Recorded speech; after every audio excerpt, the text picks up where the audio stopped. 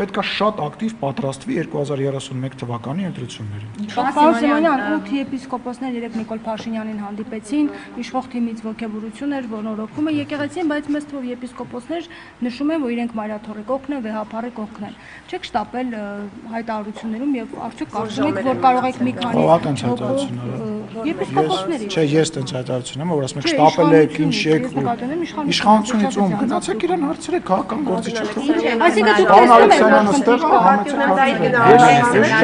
Ես չեմ կարող պարոն Ալեքսանյանի տեղը պատասխանել, պարոն Ալեքսանյանը իր գնահատականն է տվել, բայց դա ես ոչ մի բան չեմ գտնում, ես գտնում եմ, որ ակնհայտ է, որ վերջացել է այդ կինոն, այսպես ասած, չգիտեմ ինչ են Պարոն Սիմոնյան, ձեր համար բոլոր հարցերի մոտ ես միաժամանակ ունեցող օֆշորային սկանդալների մեջ հայտնված հոգևորականը մասնակցի, մասնակցի, ինչպես դուք եք ասում, կաթոլիկ իշխանությանը եկեղեցու նորոգմանը։ Լսեք, ինչ է նշանակում եկեղեցու նորոգմանը։ Ուզում հասկանամ։ Ես այդ մարդուն որպես նոր կաթողիկոս բնականը չեմ տեսնում եւ դա իմ համար անքննելի հարց է։ Թե ինքը ինչ մասնակցություն կունենա, թե այդ ձեր նշած փաստերը ինչ հետևանքներ կունենան, ես որևիցե բան չեմ բացառում։ Տիգրան Սարգսյանի հետ կապվում էր օֆշորային սկանդալով։ Ինչ եք առաջարկում, մարդը գործող եկեղեցում պաշտոնյա է եւ ամենաազդեցիկ պաշտոնյաներից մեկն է։ Աղքատության ուխտ է, դա ինչու՞ չեք բարձրաձայնում։ Ես նորից եմ ասում։ Ըստ մամուլի դուք բարձրաձայն եք, հələ գնացեք մի հատ այդ։ Մենք որ բարձրաձայնում ենք, դուք ասում եք։ Դուք եք զբաղված եկեղեցու նորոգմամբ։ Կարամ ասեմ, դուք եք զբաղված եք մեզ ասելով, որ մի մտեք դա ձեզ չի վերաբերվում։ Սահմանադրության փախր է, պես պետությունը եւ եկեղեցին անջատել։ Դե ես կարամ հեսա կպատասխանեմ։ Դե ես կարամ ձեզ ստանդարտ ձևերով պատասխանեմ, ասեմ, եթե դրա հետ կապված պետական որևիցե իրապահ մարմինում դիմում կա, թող այդ դիմումը ընթացք ստանա։ Ես փորձում եմ ձեզ ճիշտը պատասխանել, ես փորձում եմ ձեզ պատասխանել քաղաքական տրամաբանության մեջ մշտապես։ Ասում եմ, քաղաքական առումով պարոն Կոչարյանի հետ կապված մենք որևիցե քաղաքական բանավեճի բանակցությունների մեջ չենք, ինքը գործող պաշտոնյա է, ինքը իր կարծիքն է հայտարարել, ինչպես նաև մնացած եպիսկոպոսները, ես հարգանքով եմ մոտենում իր հայտնած կարծիքին, ողջունում եմ իր ու մնացածի գործողությունները եւ հաջողություն եմ մաղթում։ Եկեղեցին կմաղալ Կոչարյանից թե ոչ։ Լավ էլի, խնդրում եմ, ես խոսում եմ մենակ այն բանի մասին, որին տիրապետում եմ։ Ես արդեն ասացի, ես իր փայլակի հարցի նաև բնույթից ելնելով ես չեմ տեսնում, որ նման մարդը կարող է կարող։ Բայց ես համար զարմանալի չէ, որ այս մարդիկ պաշտպանում են։ Հիմա դուք ուզում եք, որ ես Միջանցքում ազգային ժողովի կանգնած շախմատային ֆիգուրների պես թեկուզ մտովի տենց տեղաշարժումներ անեմ, ես դա չեմ անելու, որովհետև ես ո՞րն եմ սահման, որն է ակնհայտ է, չէ, որ կտրիչը ուխտադրուժ է,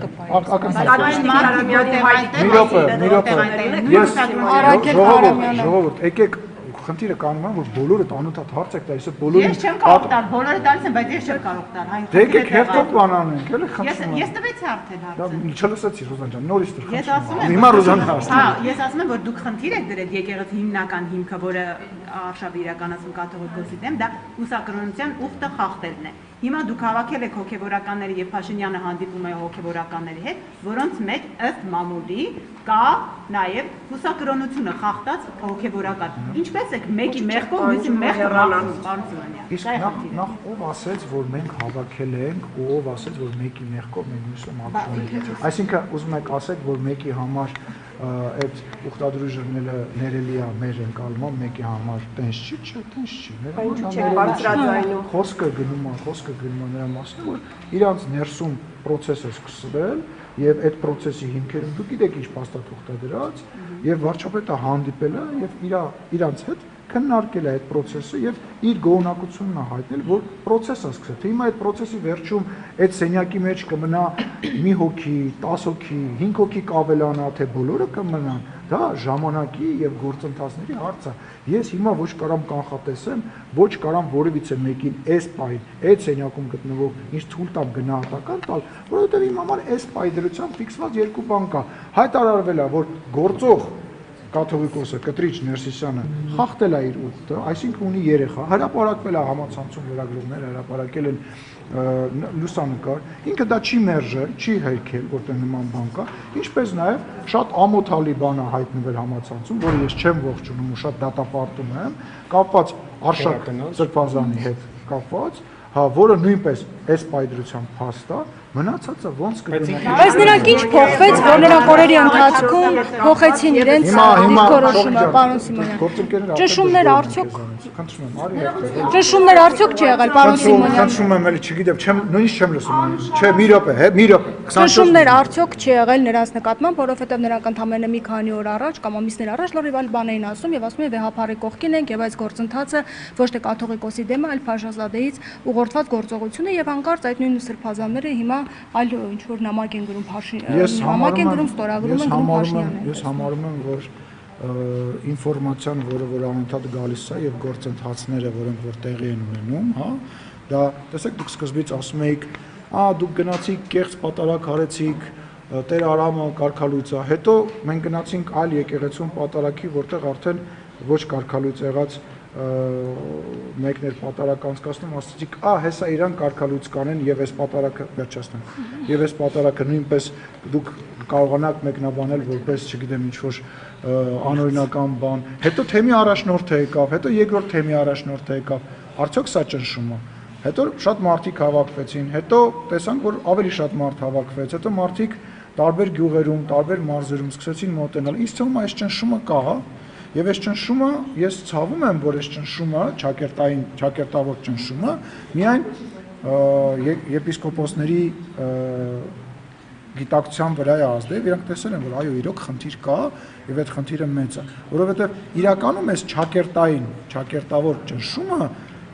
Կտրիչ Ներսիսյանին պետք է անհանգստացներ, որովհետև ակնհայտ է, որ այլևս եթե նույնիսկ վաղ-ընտրություններն եւ մենք իշխանություն չլինենք, այլ իշխանություն կա, այլևս ակնհայտ է, որ անհնար է եւ նույնպես վաղաշաբաթի ընտրությունները, հա, երբ որ բոլոր Ռուսաստանաբնակ տարբեր կերպարներ, ընդեղի դաշնակցական ուժեր, Ռոբերտ Քոչարյանի, Սերժ Սարգսյանի ուժերը, եկեղեցականները ցուցադրաբար գնացին, քվեարկեցին, իսկ մենք 57-58%-ով այնտեղ հաղթեցինք, սա նույնպես ճնշումը։ Սա, եթե Կտրիչ Ներսիսյանը չի հասկանում, ես կարծում եմ, որ սա եւս մի պատճառ է, որ ինքը եթե այդքան բանը չի հասկանում, ինքը կասկածներ կա, որ Փաշինյանը կոմպրոմատներ է հավաքել եկեղեցականների դեմ, դրա համար նրանք օրերի ընթացքում իրենց դիրքորոշումը փոխել են։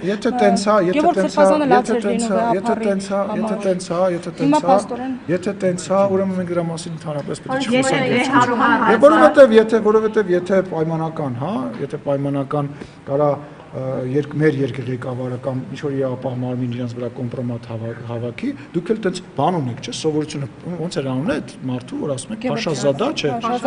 Փաշազադեն, ուրեմն Փաշազադեն 10 անգամ ավել կոմպրոմատ ունի իրենց վրա։ Եթե տենց է, ուզում եմ հասկանամ, դուք ձեզ թույլ եք տալիս, անձամբ դուք հարգելիս, անձամբ դուք որպես լրագրող, սա էլ երկրորդ անգամ է, նաև վարչապետին եք հարց տալի, ասում եք, բանը, Ադրբեջանի այսինչ ղեկավարը, եկեղեցու ղեկավարը, միայնակ եք գնացել պայքար, հարցը լավ։ Ինչ որ այա, նոր ասեցիք, որ Փաշազադեի հետ իրենք ասում են, որ պատասխանեմ վատ, սխալ, բայց պատասխանեմ ձեր հարցին, թե չգթե գնամ։ Հետո կասեք ես տեսեմ, հիմա ինչ եք հարցում, Փաշազադեի անունը ով տվեց, դուք թե ես։ Ես այդ մարդու անունը ձեզնից եմ իմացել։ Չէ, իրենք ասում են, որ Փաշազադեից ուղղորդված process է։ Հիմա հարց եմ տալիս, եթե Հայաստանի Հանրապետության իրավապահը պայմանական ենթադրենք կարա կոմպրոմատ ունենա ինչ-որ մեկի վրա, բա այդ ձեր նշած անձնավորությունը Փաշազադեն կարող է մի 5 անգամ ավելի շատ կոմպրոմատ ունենա։ Իհարկե կարող է ավելի շատ կոմպրոմատ ունենա։ Իսկ ի՞նչ է սրանից բխում։ Սրանից որ բխում է, որ ամեն ինչ ինչ-որ տեղի է ունենում, ճիշտ է ու արժանի է։ Հիմա դուք ասում եք, այսինքն դրսից կոմպրոմատներ կան։ Հիմա դուք ասում եք, խոսում եք, որ իշխանությունը ինչ-որ ճնշում է գործադրում, որտեղ կոմպրոմատ ունի, հա։ Դե ստացվում է, որ հակառակորդ, որևիցե թշնամական ձևով տրամադրված որևիցե երկիր կարող է մեր բարձրաստիճան եկեղեցականի վրա կոմպրոմատ ունենա եւ այս դեպքում չասի, որ հրաժարական տուն, այլ ասի կլինի դուք օրինակ պայքարեք գործող իշխանության դեմ, որտեղ գործող իշխանությունը մեզ ձեռ չի տալիս։ Հիմա սա խնդիր է, թե խնդիր չի։ Այսինքն մենք քննարկում ենք կոմպրոմատը Հայաստանի Հանրապետությունում ինչ-որ մեկը ունի թե չէ, բայց չենք քննարկում, որ այդ կոմպրոմատը կա։ Այսինքն կոմպրոմատը որ կա, մեր մոտ կոնսենսուս է։ Մնում է նորը մեկ է։ Բան ասել, ձեզ համար Անինա, հետո դու։ իշխանության այլևս Բենթլի Կճոյանը չէ, եւ Արգիշտի նաեւ Քյարամյանին հարցրել եք, օրինակ Կոտայքի թեմի առաջնորդով հայտարարության տակ ստորագրել է, ինքը կուսակրոնության ուխտը խախտել է թե չէ։ Լսեք, Անի ջան, ես իմ նախկին գործընկերների վերաբերյալ նման մեկնաբանություն չեմ կարող տալ։ Դուք պարոն Քարամյանի հետ կապվեք, իր հետ խոսեք, ես իր ընտանիք, իր անձնական կյանքի հետ կապված, որևիցե առավելևս անցյալի հետ կապված, այն դեպքում, որ հիմա պետության մեջ որևիցե ձևով բայց ես ճիշտ ես համարում, որ ես ինչ-որ հիմա մարդուն, որը որ ստեղ չի, որը որ պաշտոնյա չի, ես իր ընտանիքի հետ կապված մեկնաբանություն տամ։ Ես դա չեմ անելու, ես իմ կարծիքը ընդհանուր գիտեք բոլորը եւ ես այդ նույն տրամաբանության մեջ եմ, բայց խորանալ առավելևս ես մանրամասները չգիտեմ, ձեզնից եմ լսում, ես ինձ կոռեկտ չեմ համարում։ Անի ջան, չեմ ճանաչում Գևորգ Սրբազյանի անձամբ, չեմ կարող ներողություն ավարտեմ։ Ձեր կարծիքով մի անձնավորություն Սրբազան, ով ում կյանքը փրկել է վեհափառը, հիմա Նիկոլ Փաշինյանի առջև խոնարհվում է եւ ով խոնարհվում, չեք տես բաներ ասում, չեք ոչ մեկ դրանք կադրերում են, որոնք ոչ մեկ բոլորը խոնարհվում են միայն իրանց ծնողների, իրանց հարազատների, շիրիմների եւ Աստծո առաջ մենք որևիցե մեկի հետ կապված նման հարցեր տալը կարծում եմ կոռեկտ չի։ Այդ մարդիկ արել են որոշում են կայացրել, արել են գործողություն, որը որ նույն նպատակը ունի, դες թվում է կտրիչը, ասում կտրիչը Գարգի երկրորդը կաթոլիկոսը չէ, Գևորգ Կճոյանը Կճոյանը կամ ում անունը տվեցիք, Գևորգ Սրբազան, հա, դες թվում է այդ մարդիկ բոլոր այն գործողությունները, որոնք որ անում է քաղաքացիական պայմանագիր կուսակցությունը կամ վարչապետ Նիկոլ Փաշինյան կամ Ալեն Սիմոնյան, իրանք այդ ամեն ինչի հետ համաձայն են, իրանք էլ ինչ-որ բաների հետ համաձայն չեն, եւ իրանք էլ ամենայն հավանական վայ անի հա ում ուզում ես ավելացրու, բայց արի հասկանանք ով է խոսում։ Պարոն Սիմոնյան, իդեպ Նիկոլ Փաշինյանը հիասթափել է ձեզանից։ Իսկ ինչի ես խոսում։ Չես, կխոսամ դրա մասին, սպասի էլի։ Այդ բոլոր մարդիկ տենց ուրախ են եւ գնում են Նիկոլ Փաշինյանին ընտրում ընտրություններին, կարող է եւ չէ, բայց կա խնդիր, որի շուրջ այդ մարդիկ հանդիպել եւ խոսել են։ Շողիկ, հետո փայլակ։ Պարոն Սիմոնյան, հա ես ապակեք, որտեղ շունչս կտրում։ ձեր հռչակած